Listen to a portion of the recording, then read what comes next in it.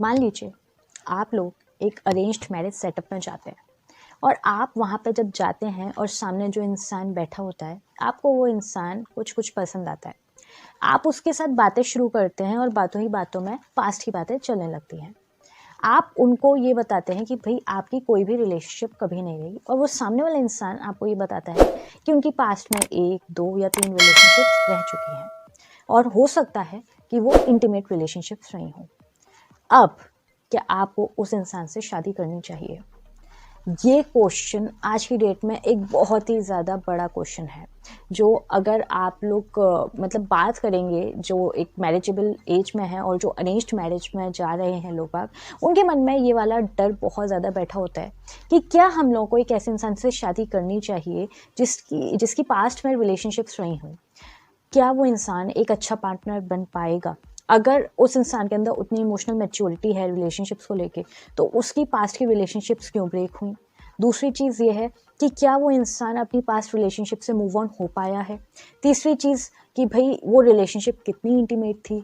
चौथी चीज़ कि क्या वो इंसान कहीं ना कहीं हमको अपने एक्सेस से कंपेयर तो नहीं करेगा? ये सारे क्वेश्चंस बहुत वैलिड हैं। बहुत सारे लोग ऐसे मिलेंगे जो आप लोगों को ये बोलेंगे कि भाई आपकी थिंकिंग बहुत नैरो है, बहुत शैलो है। मैं उन सब चीज़ों में बिलीव नहीं करती, क्योंकि at the end of the day आपकी लाइफ आपको ही जीनी है, और ये लोग जो भी आपको ज्ञान देने आते हैं ना, आपकी लाइफ आपकी जगह पे कोई नहीं जी जाएगा।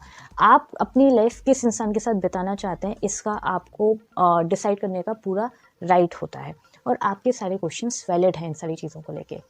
लेकिन बहुत सारे ऐसे लोग होते हैं जो आउटराइट ही मना कर देते हैं कि हमको एक बहुत क्लीन स्लेट वाला इंसान चाहिए।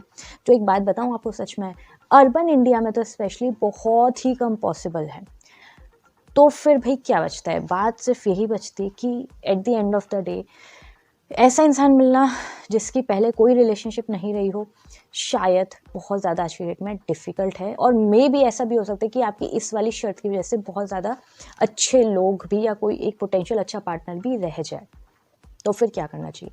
देखिए, अगर कोई सामने वाला इंसान आपको पसंद आ रहा है और उनकी पास्ट रिलेशनशिप रही हैं किसी भी टाइप की, इन सब चीज़ों से मेरे हिसाब से ये चीज़ मैटर नहीं करती कि रही हैं या नहीं रही हैं। मैटर मेरे हिसाब से सिर्फ 2 या 3 पॉइंट्स करते हैं। पहली चीज़, कितनी रिलेशनशिप्स रही हैं। भाई ऐसे मैं मजाक नहीं कर रही, एक इंसान की क्योरा पे उसकी 25 गर्लफ्रेंड्स थी, मतलब वो 25-26 साल के थे, और उनकी जब रिलेशनशिप्स, उन्होंने खुद आंसर में कि उन्होंने शायद 14 या 15 साल से डेटिंग करना शुरू की थी, और एट द एज ऑफ 26-27 वो जितने भी थे तब तक उनकी 20 से 25 गर्लफ्रेंड्स रह चुकी थी। तो भैया ऐसा नहीं, मेरे हिसाब से तो आई थिंक, खैर, बट द पॉइंट इज कि ये वाली चीज़ कहीं ना कहीं मैटर करती है। देखिए, मैं यहाँ पे जजमेंट की बात नहीं कर रही हूँ, मैं सिर्फ एक बहुत सिंपल सी चीज़ की बात कर रही हूँ कि अगर कोई इंसान आपसे ये बोलता है कि भाई उसकी 5, 10, 15 रिलेशनशिप्स रही हैं और एक भी नहीं चली, तो दैट मीन्स कुछ तो है, कुछ तो बात ऐसी है कि कोई इंसान, अगर उसकी मान लीजिए 8-10 रिलेशनशिप्स भी रही हैं, तो फिर कोई भी चल क्यों नहीं पाई। दूसरी चीज़ जो इम्पोर्टेंट है वो ये है कि ब्रेकअप क्यों हुआ था।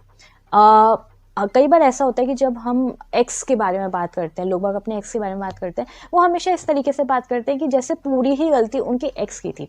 जबकि कोई भी रिलेशनशिप जब टूटता है ना, तो 2 लोगों की गलती की वजह से टूटता है। जब कोई रिलेशनशिप चलता है तो भी 2 लोगों की वजह से चलता है, और जब टूटता है तो भी 2 लोगों की वजह से टूटता है। तो आपको ये जानने की बहुत ज़्यादा ज़रूरत है कि उनके जो रिलेशनशिप्स हैं वो क्यों टूटे। ठीक है।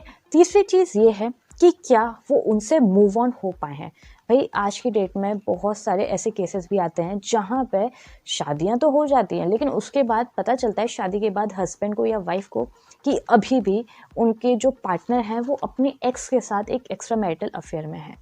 ये चीज़ नहीं होनी चाहिए, डेफिनेटली नहीं होनी चाहिए। अगर आपको ये लगे कि भाई वो अभी तक मूव ऑन नहीं हो पाए हैं उनसे, तो वहाँ पे आप शादी मत करिए।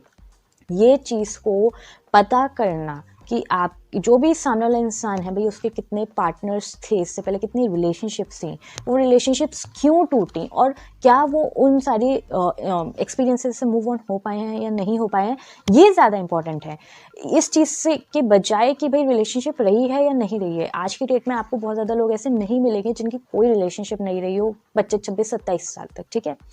आपको ये सारी चीज़ें जानने के बारे में ज़्यादा है। अगर इन सारी चीज़ों के बारे में आपको एक बहुत जस्टिफाइड आंसर्स मिलते हैं, तो मुझे नहीं लगता कोई बहुत ज़्यादा दिक्कत है। मुझे ऐसा लगता है कि लोग बाग अपनी जो फील्ड रिलेशनशिप्स होती हैं उनसे भी बहुत चीज़ें सीख सकते हैं अगर वो सीखना चाहें तो। ये सारी चीज़ें आपको देखने की हैं कि क्या वो वाकई में उन सारी चीज़ों से सीख के आए हैं, एक अच्छे एक बेहतर इंसान बन पाए हैं, एक ज़्यादा इमोशनली मैच्योर्ड इंसान बन पाए हैं जो एक शादी को निभा पाएंगे। लेकिन अगर वो उतने इमोशनली मैच्योर नहीं है, वो अभी भी पास्ट में ही स्टक हैं, अगर ब्रेकअप में उनके बहुत कुछ मेजर रीजंस थे जो इनकी वजह से भी शायद थे, या फिर उनके बहुत ज़्यादा पार्टनर्स, जैसे मैंने बताया भाई 20 गर्लफ्रेंड्स या boyfriends, that means this is the red flag कि अगर आपकी इतनी रिलेशनशिप्स रही हैं तो उसमें से एक भी शादी तक क्यों नहीं पहुंच पाई। ये सारी चीज़ें जानने की ज़्यादा होती है। बहुत सारे लोग होते हैं जो मतलब बहुत शैलो चीज़ में चले जाते हैं कि इसकी तो रिलेशनशिप रही है तो हम उसको जज करना शुरू कर देते हैं। स्पेशली इंडियन सोसाइटी में लड़कियों को तो पास्ट रिलेशनशिप्स पे बहुत ही ज़्यादा जज किया जाता है। मैं नहीं कह रही कि लड़कों को नहीं करते हैं, लेकिन लड़कियों को तो बहुत एक्सेसिव करते हैं। तो इस वजह से बहुत सारे अच्छे जो पार्टनर्स होते हैं वो भी कहीं ना कहीं निकल जाते हैं। तो हमको उतनी शैलो सोच भी नहीं रखनी है कि सिर्फ किसी की पास्ट रिलेशनशिप रही हो इस वजह से हम किसी अच्छे इंसान को मना कर दें जो शायद हमारे लिए बाकी सारी चीज़ों में कंपेटेबल हो सकते हैं। But at the same point हमको उतना केयरफुल तो रहना है कि भाई जिस इंसान के साथ हम पूरी लाइफ बिताने वाले हैं वो इंसान वाकई में इमोशनली कितना मैच्योर है रिलेशनशिप्स को लेके, और उसके पास्ट में क्या हुआ था। पास्ट मेरे हिसाब से बहुत इंपॉर्टेंट चीज़ है, मैटर करती है, और किसी ना किसी एक पॉइंट पे डिस्कस होना चाहिए। हाँ, फ्यूचर में नहीं जाना चाहिए, ये नहीं कि आप उसके बारे में बात ही करते चले जा रहे हो वही मेन पॉइंट बन गया, नहीं, लेकिन कभी भी उसके बारे में बात नहीं हो ये भी एक बहुत मेजर रेड फ्लैग होता है। तो आई रियली होप कि आपको कोई ना कोई बात इस चीज़ में अच्छी लगी होगी, फ़ायदेमंद लगी होगी।